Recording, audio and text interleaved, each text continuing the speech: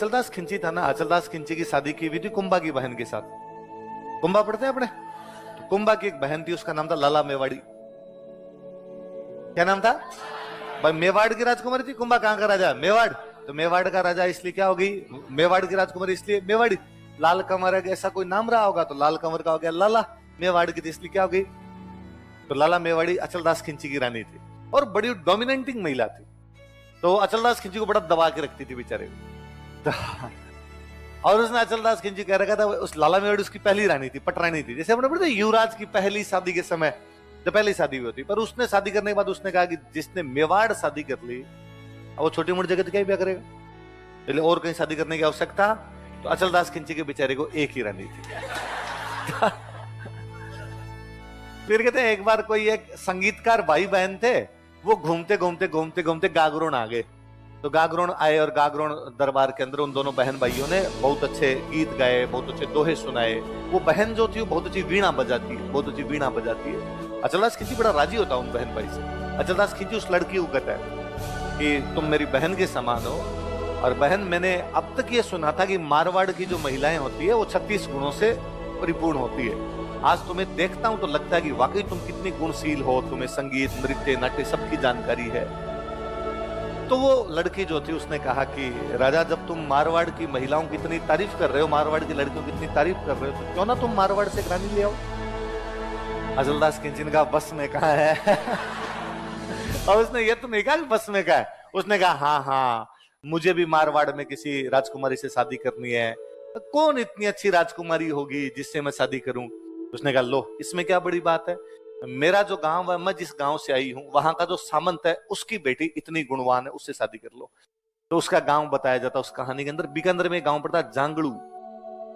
जांगड़ू की वजह से जंगल देश ये बोलते हैं, तो एक गांव का नाम भी है जांगड़ू।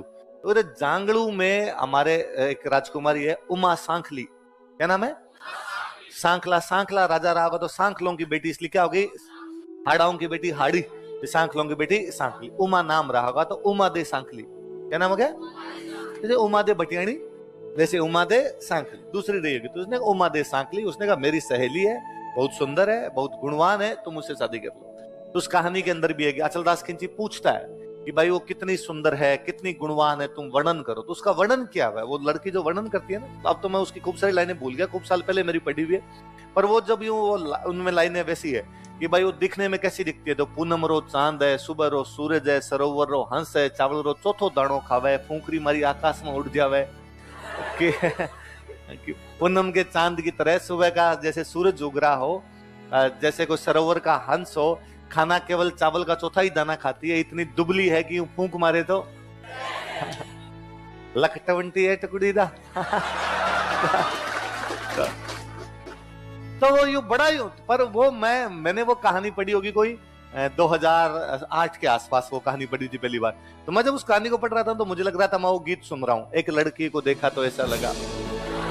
तो उसमें वो जितनी लाइनें है ना, खिलता गुलाब, ये वो सारी लाइनें एग्जैक्टली वो व्याख्या है। जबकि वो कहानी लक्ष्मी गौरी चुंडावत की लिखी हुई 1960 के आसपास। क्योंकि अपनी ये जो उपमाएं देने का तरीका एक जैसा है। तो जो वो इतना यूं वर्णन करता था अचलदास खिंची कहता कि ठीक डन, और मैं तुम्हारे गांव की राजकुमारी से शादी कर लूंगा। अचलदास खिंची को खतरा तो खुद की रानी से था। अचलदास खिंची आता है, कुंभा की जो बहन थी लला मेवाड़ी, उसको आगे अचलदास खिंची पैर पड़ता है कि भाई लोगों के बीच जबान दे के आया हूं, मैं कह के आ गया, प्लीज एक ब्याह करने दे। ना लोग कहते काय का राजा यार, इसके एक ही रानी है। राजा की रानियां 20-50 तो होनी चाहिए यार, खूब सारी, कोई 50-50 रानियां हुआ करती, और मेरे एक ब्याह किया हुआ है, एक और कर लेने दे, आज मैं लोगों के बीच बोल के आ गया। तो लाला मेवाड़ी पहले तो बड़ी नाराज, उसने कहा ये क्या तरीका है, और तो बोल के क्यों आया? अपनी इन्वेस्टमेंट्स को ट्रैक करना है? HDFC का है ना, डाउनलोड करो अभी। Investment in securities market are subject to market risks. Read all the related documents carefully before investing.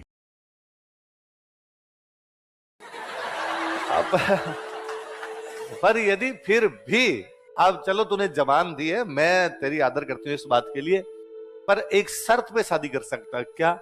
कि तू शादी करके आ जा यहाँ, वापस आने के बाद उससे कभी बोलेगा नहीं। अचलदास खिंची ने कहा डन। एक बार लोगों के बीच में बेइज्जती तो नहीं हो मैं कह के हूं। तो अचलदास खिंची जांगड़ू शादी करने के लिए आता है, वहां से गागरोन। गागरोन झालावाड़ मध्य प्रदेश एकदम टच करता हुआ, जांगलू मतलब बीकानेर पाकिस्तान बॉर्डर, मतलब पूरा राजस्थान क्रॉस करोगे आप, तब जाके आगे इस छोर से इस छोर पे भाई आप दक्षिण से उत्तर की तरफ जा रहे हो पूरे के पूरे एकदम। तो पहले क्या बारातें जाया करती थी, तो बारातें रुकती थी, कई कई दिन रुकती थी, और राजा की बारात 2 महीने भी रुक जाती, 2-2 3-3 महीने राजाओं की बारातें रुक जाया करती। भाई नॉर्मल जो अपने नॉर्मल लोगों की बारातें भी दादाजी वाली पीढ़ी तक 3-3 दिन रुकती थी, है ना। ये दादाजी वाले तक 3 थी तो परदादाजी वाले तक 5 रही होगी, उससे पहले 7 रही होगी। उसका सिंपल सा रीजन था जी कि घोड़े ऊंट थक जाते, पशु जो थे वो थक जाया करते, तो रेस्ट दो, रेस्ट दे के वापस चलेंगे जब दूर बारातें जाया करती। तो अचलदास खिंची राजा है तो राजा की बारात 2-2.5 महीने तो रुकेगी। अचलदास खिंची ने कोई बारात रोकी तो 2-1 साल क्योंकि अचलदास खिंची को पता था कि जाते तो लाला मेवाड़ी बात करने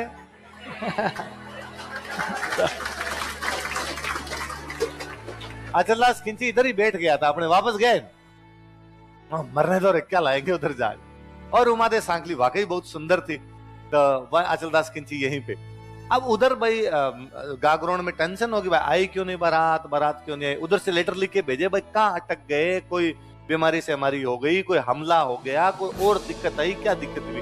पर अचलदास खिंची ने कह रखा कि भाई गागरोन से सीधे लेटर आए, फाड़ फाड़ के फेंको रे, जाने नहीं। फाइनली लाला मेवाड़ी वहां से एक मंत्री भेजती है, पुरोहित जी भेजती है, पंडित जी भेजती है कि जाओ और जाके राजा से पूछो क्या दिक्कत है। पुरोहित आता है, आके राजा कहता है कि भाई तुम चल क्यों नहीं रहे, वापस चलना चाहिए तुम्हें। राजा ने कहा यार बारातें इतने दिन तो रुकती है यार, इसमें क्या है, थोड़े दिन तो और रुकते हैं। उसने कहा थोड़े 2 साल में बैठा, और मैं ना राज्य में घूम के आया, तू तो अंदर बैठा है ससुराल के अंदर, मैं राज्य में घूम के आया, लोग बात कर रहे हैं काहे का जवाई है, घर जवाई हो गया, यहीं पे आके बैठ गया, बेइज्जती नहीं होती यार, ससुराल में आके टिक गए यहाँ पर, और तुम क्यों नहीं चल रहे, मुझे रीजन तो बताओ। तो अचलदास खिंची कहता है कि मेरा लाला मेवाड़ी को कहा हुआ है कि वहां आते बात बंद कर दूंगा, और ये बात मेरे सेट नहीं बैठ पा रही है। तो वो पुरोहित जी कहते हैं अच्छा दुख है पेट बतावे मत हो, कि बीमारी कुछ और है, इलाज उसका दूसरे प्रकार से करना चाहता है। तो उसने कहा अच्छा ये बात है ना, फिर अपने काम करते हैं, यहां से तो निकलते हैं, रास्ते में धीमे धीमे चलेंगे। तो अचलदास खिंची 2-1 साल लगा था रास्ते में